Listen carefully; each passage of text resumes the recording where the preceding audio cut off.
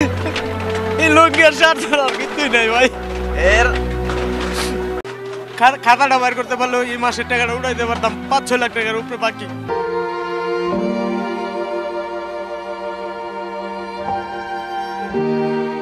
কড়াইল বস্তিতে আগুন লেগে ১ লাখ মানুষ বাস্তুহারা হয়েছে। খোলা মাঠে নিঃস্ব অবস্থায় তাদের রাত কাটছে। হাজার হাজার বাচ্চা আজ শীতে কেঁপে কেঁপে নির্ঘুম রাত কাটাবে। সঙ্গত কারণে প্রচুর বাচ্চা নিউমোনিয়া আক্রান্ত হবে, হয়তো মারাও যাবে। বিদেশ নয়, দেশের প্রত্যন্ত কোনো অঞ্চল নয়, রাজধানীর এক পাশে প্রায় ১ লাখ মানুষের বেদনা কোথাও কাউকে স্পর্শ করছে বলে মনে হলো না। বস্তিতে বারবার আগুন লাগার ঘটনাটি নিছক কোনো দুর্ঘটনা নয়, এটা সবাই জানে। সরকারি জায়গা দখল নিতে দুর্বৃত্তরা বস্তিতে আগুন লাগায়। যখন যে সরকার ক্ষমতায় আসে তখন সেই সরকারের স্থানীয় প্রভাবশালী নেতাকর্মীর প্রশ্রয়ে সন্ত্রাসীরা অগ্নিকাণ্ড সংগঠন করে। এবার কড়াইল বস্তিতে আগুন লাগার ঘটনাতেও একজনের যোগসাজশ পাওয়া গেছে। কে সেই ব্যক্তি? তিনিই কি বস্তিতে আগুন লাগিয়েছেন? এছাড়াও কড়াইল বস্তির ১ লাখ মানুষের দুর্দশার গল্প জানতে ভিডিওটি ১ সেকেন্ডও না টেনে শেষ পর্যন্ত দেখতে থাকুন। আগুনের সঙ্গে সবচেয়ে বেশি সখ্য যেন বনানীর কড়াইল বস্তির। গত ১০ বছরে বস্তিটি পুড়েছে ২০ বারেরও বেশি।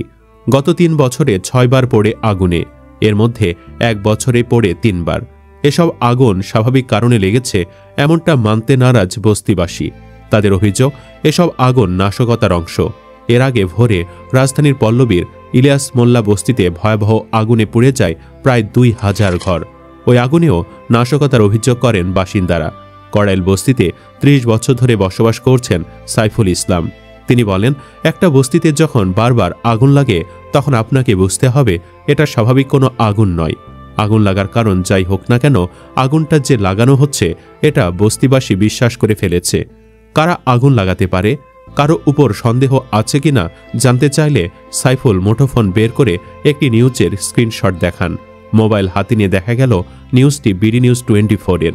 নিউজটি প্রকাশিত হয় ২০২৪ সালের নভেম্বরে, যার টাইটেল কড়াইল বস্তিতে হাইটেক পার্ক নির্মাণের তাগিদ আলমাস কবিরের।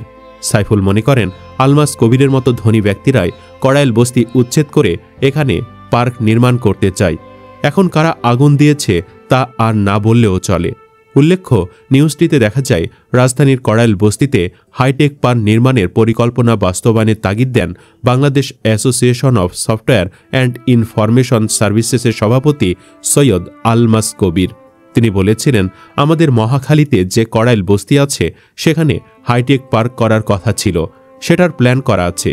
বস্তিবাসীদের কিভাবে পুনর্বাসন করা হবে সেটারও প্ল্যান করা আছে। পলিটিক্যাল গভর্নমেন্ট এই কাজটি করতে পারে না, কারণ বস্তি উচ্ছেদ করতে হবে। বর্তমান যে অরাজনৈতিক সরকার আছে তাদের জন্য এটা একটা মোক্ষম সুযোগ, এই কাজটা করা দরকার। গত বছরের ৯ নভেম্বর রাজধানীর মতিঝিলে Dhaka chamber of commerce and ইন্ডাস্ট্রিজে আইসিটি খাতের সংস্কার নিয়ে আয়োজিত এক সেমিনারে তিনি এ মন্তব্য করেন।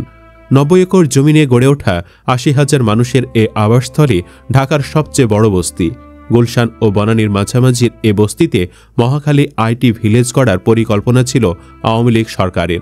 কারণ এই প্রকল্প বাস্তবায়ন হলে হাজার হাজার কোটি টাকা পকেটে উঠত আওয়ামী নেতাকর্মীদের।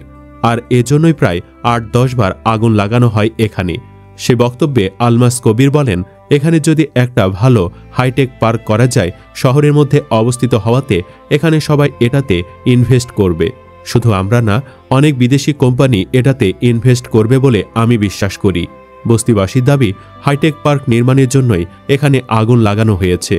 এদিকে আগুন প্রসঙ্গে বাংলাদেশে কমিউনিস্ট পার্টির সভাপতি মুজাহিদুল ইসলাম সেলিম বলেন, দুর্ঘটনাজনিত কারণে বস্তিতে বারবার আগুন লাগে না, বরং বস্তিতে আগুন লাগানো হয়।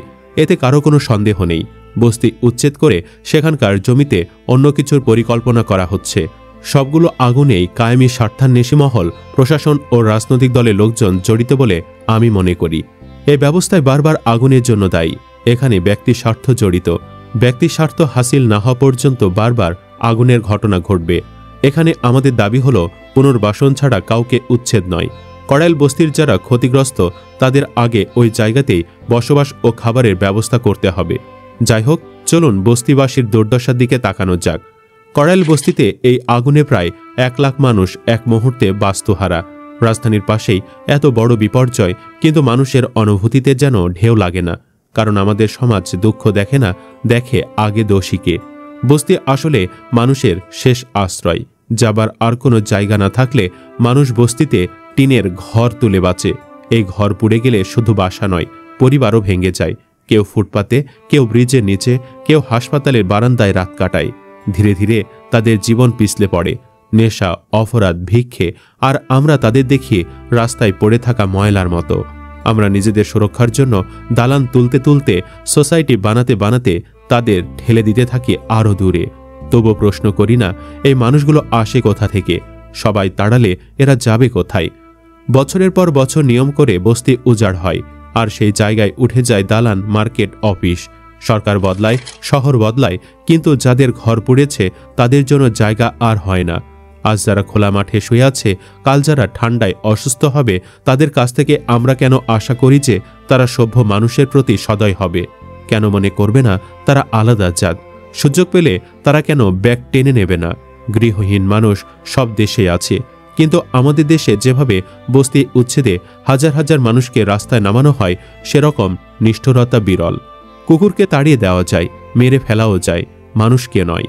মানুষ শুয়ে থাকলেও তার শরীরে তো মানুষই বাস করে, যে কথা বলে, ব্যথা পায়, প্রতিবাদও করে। আজকের আগুনকে আমরা হয়তো দূরের ঘটনা ভাবছি, কিন্তু এই আগুনের তাপ একদিন আমাদের গায়েও লাগবে। আমরা এখনও তা বুঝতে পারছি না। মানুষকে কুকুরের জীবনে ঠেলে রাখলে অসভ্যতার কামড় থেকে আমাদের রক্ষা কিভাবে হবে?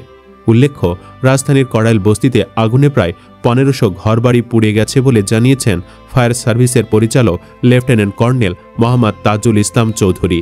মঙ্গলবার রাতে কড়াইল বস্তির আগুন নিয়ন্ত্রণের পর ঘটনাস্থল থেকে তিনি আগুনের সর্বশেষ তথ্য জানান। তাজুল ইসলাম চৌধুরী বলেন, বস্তিতে বিভিন্নভাবে কথা বলে আমরা জানতে পেরেছি আনুমানিক 1500 ঘরবাড়ি ক্ষতিগ্রস্ত হয়েছে।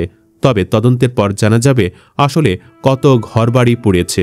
তিনি আরও বলেন, আগুন লাগার 35 মিনিট পর ঘটনাস্থলে এসে পৌঁছায় 3টি স্টেশনের ফায়ার সার্ভিসের ইউনিট। ওই সময় সড়কে অনেক যানজট ছিল। এরপরে আরও ইউনিট এলেও বড় গাড়িগুলো ঢুকতে পারেনি সরু রাস্তার কারণে। অনেক সীমাবদ্ধতা নিয়ে কাজ করতে হয়েছে। তবে এখানে পৌঁছানোর আগেই আগুন ভয়ানক স্টেজে চলে যায়। এ কারণে একটু সময় লেগেছে নিয়ন্ত্রণ আনতে। তাজুল ইসলাম চৌধুরী বলেন, বস্তিতে বিভিন্নভাবে কথা বলে আমরা জানতে পেরেছি আনুমানিক 1500 ঘরবাড়ি ক্ষতিগ্রস্ত হয়েছে। তবে তদন্তের পর জানা যাবে আসলে কত ঘরবাড়ি পুড়েছে। তিনি আরও বলেন, আগুন লাগার 35 মিনিট পর ঘটনাস্থলে এসে পৌঁছায় 3টি স্টেশনের ফায়ার সার্ভিসের ইউনিট। ওই সময় সড়কে অনেক যানজট ছিল। এরপরে আরও ইউনিট এলেও বড় গাড়িগুলো ঢুকতে পারেনি সরু রাস্তার কারণে। অনেক সীমাবদ্ধতা নিয়ে কাজ করতে হয়েছে। তবে এখানে পৌঁছানোর আগেই আগুন ডেভেলপ স্টেজে চলে যায়। এ কারণে একটু সময় লেগেছে নিয়ন্ত্রণ আনতে। আগুনের সোর্স সম্পর্কে তিনি বলেন, আগুন নেভানোর কাজ করার সময় দেখা গেছে যত্রতত্র বিদ্যুতের তার রয়েছে। প্রত্যেক বাসায় গ্যাস সিলিন্ডার। আগুনের সোর্স তদন্ত সাপেক্ষে বলা যাবে এখন পর্যন্ত কোনো হতাহতের খবর পাওয়া যায়নি। তবে ছোটখাটো আহত হয়তো কেউ হতে পারে, পরে জানা যাবে। কত টাকার ক্ষয়ক্ষতি, কী পরিমাণ ক্ষয়ক্ষতি, সবগুলো বিষয় তদন্তের পর জানা যাবে। সুপ্রিয় দর্শক, আপনার কি মনে হয় এগুলো কি সাধারণ কোনো দুর্ঘটনা নাকি লাগিয়ে দেওয়া আগুন? কমেন্ট বক্সে জানিয়ে দিন আপনার মতামত। ভিডিও ভালো লাগলে লাইক দিন এবং শেয়ার করুন, আর অবশ্যই চ্যানেলটি সাবস্ক্রাইব করুন।